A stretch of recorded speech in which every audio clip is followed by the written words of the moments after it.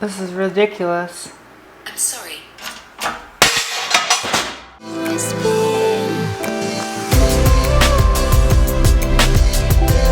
Hi, getting back to work.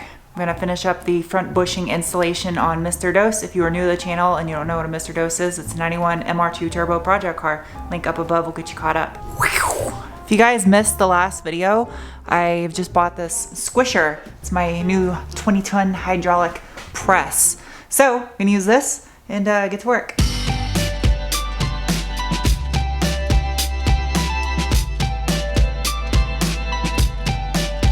That was incredibly easy now that I have a hydraulic press. It was definitely worth purchasing. The bushing that I pulled out of here, for this being a 29-year-old car, it's not dry rotted. The little slits on the side of it are part of the bushing. It looks absolutely fine. It's a little disappointing considering how sloppy this thing was to drive. I was really hoping it was just the bushings, because some of them do look dry rotted that I haven't taken out yet. But I mean, this one looks absolutely perfect. I've replaced everything on the front of the car already and it's got a fresh alignment. So the only other thing I can think of is possibly the steering rack. This and this. Okay, so I'm gonna get to epoxying. I don't know what I feel about my hair right now. I look like I'm going for that, my head looks like a coconut that just rolled down a driveway look. Yep, all right, let's get to work. Hit these up with brake clean one last time, and then I'll shoot them with the epoxy paint.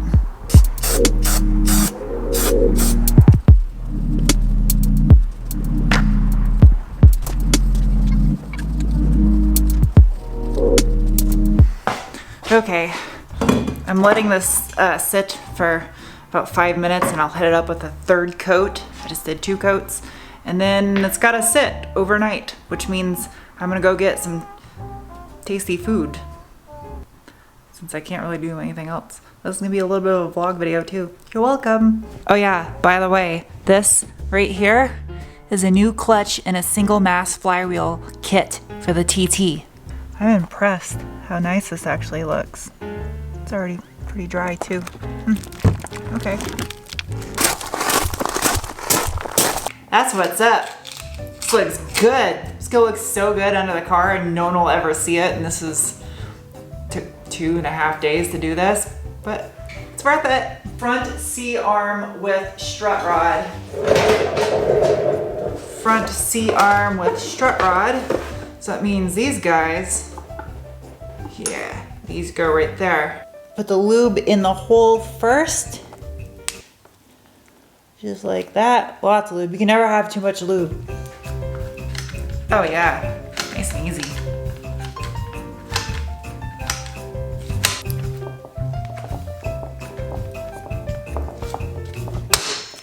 Grease stuff is everywhere. I get to use the squisher again because the little hand clamp wasn't working. Squish, squish, squish, squish. Almost.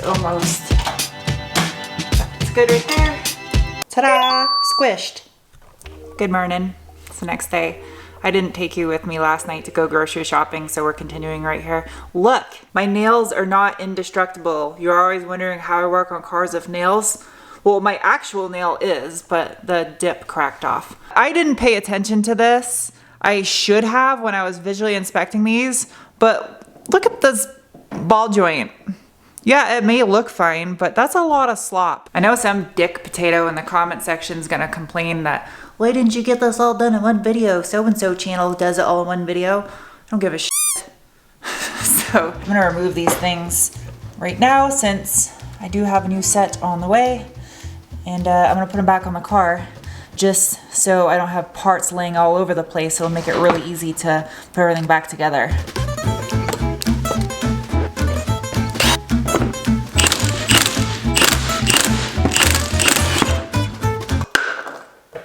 Are you serious? What the hell? I broke the tip right off of this thing. See? It's supposed to look like that. Now it looks like that. So much for this. I don't have a ball joint fork to get this out. I have a feeling this one's gonna be just as bad too. Looks are deceiving because that looks like it'd be nice and easy, but no. I'm gonna go try to buy a ball joint fork, maybe. See if that'll work. I don't think it's gonna work, I really don't. I went to the auto parts store and grabbed another one of these since I broke mine. This one's a little bit better quality than the other one I had. And I got a fork so I can eat my salad. My jokes are fire. I'm gonna need you to make sure that doesn't spill. You hear me? I've now reached a stage in my life where I talk to stuffed penguins that sit inside cup holders. I'm so proud of myself. You probably noticed this video is already super vloggy, and that is because I have gotten countless requests from all of you to do more of this style video that you're watching right now, so you ask, I deliver. Time to send this ball joint the hell. Seriously? Why? This is ridiculous. I'm sorry.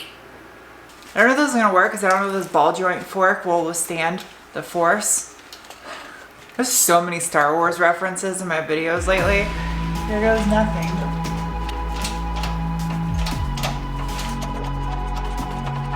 Jeez, dude.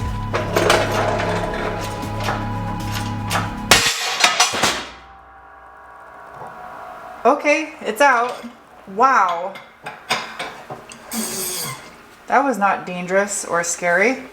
I didn't die, so that's a plus. I'm gonna tear apart this ball joint and inspect the inside of it and see what a 29-year-old ball joint with 76,000 miles looks like on the inside when the outside of it looked perfect before I took it apart.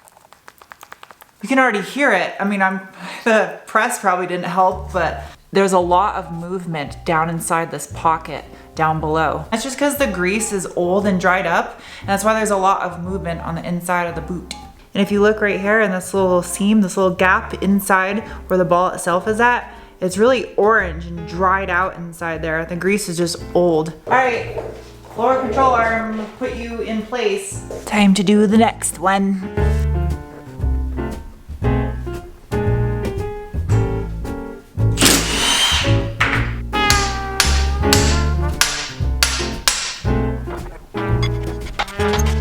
Oh, this is scary. I don't like doing this.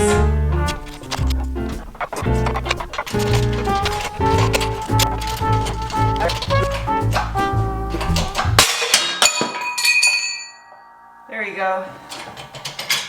That was terrifying. That was absolutely terrifying.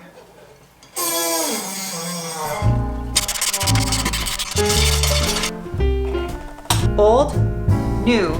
See the top of the old one looks like a macaroon and the bottom looks like a hockey puck, and this one's symmetrical. This guy right here is the strut rod, and it slides right on there just like that. I'm gonna lube the hell out of it, but I'm just showing you before I go and stick it under the car so you get an idea of what's going on. Okay? Okay. Good to go. It's pre-assembled, ready to go. I'm not gonna expound on this any further. When I get the ball joint, I'll just go ahead and put it on there along with whatever I end up figuring out to do with coilovers. Boom, and scene change. It's a day later. I'm out filming a car review of this 2020 Outback. It'll be coming out after this video.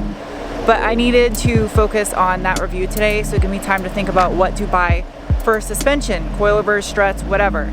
And I did a ton of research. And yes, I just all of a sudden morphed into the inside of this Outback because it's 56 degrees outside and it's cold. But I made a purchase, and it's not coilovers. Imagine that, makeup wipes, remove old dry eraser marker. Magic. Thought this seemed appropriate, wearing the lab coat. I'm gonna make this quick. I need to explain why I chose the suspension setup for this car that I did, because I know I'm gonna get a ton of questions and people suggesting you should have went with this, you should have went with that. So I'm gonna show you my research that I did, and then you can see my thought process on why I chose what I chose. In 1991, the MR2 originally came with 14-inch wheels and tires with a 60 series profile. Mr. Dose is lacking this big meaty portion of rubber around the wheel because whoop, It is almost 2020, and obviously I'm not gonna have 14-inch wheels in my car because I don't make crap for tires. So I want a 17s. I don't think it's too large for the SW20. It looks appropriate. Problem with that though is it makes the ride extremely harsh and uncomfortable because I am lacking that big meaty portion. Harsh and bumpy equates to a rice bounce. Rice bounce, the quickest way to put this is if your tire is coming off the ground because you have an aggressive spring rate and almost no give to the sidewall of your tire, you are losing traction. Your tire is not putting power down to the ground, thus making it less predictable handling wise and slower. Coilovers. I was originally planning on doing coilovers on this car. Reason being are the pros, you have more range of adjustability. There is more vertical room with a coilover as far as the stock strut and spring goes, where you have the spring perch. It comes over the top of your tire, which makes it difficult to run anything wider than a 215 or a 225 front tire on this car, which 225, they don't really make those tires, so I have 215s in the front. And also you have better performance usually with a coilover, especially if it's an inverted monotube coilover, which tend to range up above $2,000 for a set for this MR2 for a good quality pair. And not to get too in depth on inverted monotube versus twin tube coilovers, if you want to understand more of that, I'm sure Engineering Explained probably has a video on that. Cons, coilovers are a lot more expensive than a spring and strut.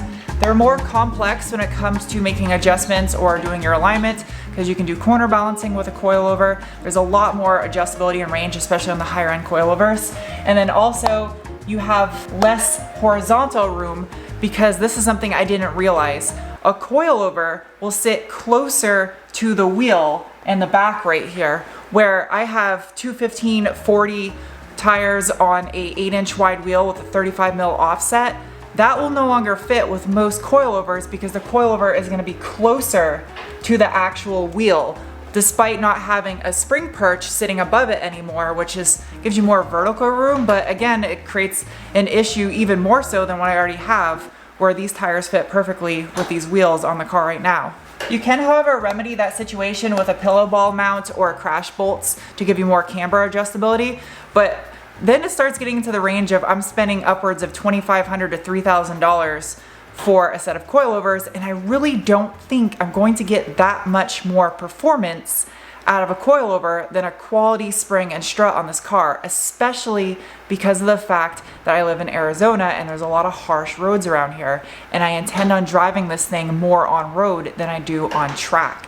I didn't mention the rear suspension just now because with a 9-inch wide wheel and a 235/40 tire back there, I run into zero fitment issues regardless if I have a coilover or a spring and strut. After all the research I did last night and the day before, I ended up purchasing a set of Coney Yellows, which is an adjustable dampening OE style strut, and I will retain the lowering springs that are on the car right now. The whole reason why I started this entire process was because I didn't like the slop and play I had in the steering on the MR2. It just felt overall loose, and that was because I had bad ball joints. And replacing these bushings as well is going to make a big difference. So I'll put the Coney Yellows on there, give it a shot, take it for some runs after a fresh alignment on a couple back roads, and see how I like the suspension from there. Anyway, I'm going to wrap this video up. I've talked too much as it is already. I would prefer to do more work than talk, but I'm waiting on parts, and next video on the MR2, I will have a ton of them ready to start putting on the car. Should have everything, actually. And I got 2 car reviews I'm working on right now at this second. I have to go finish filming, so I'll see you soon with another video. Bye.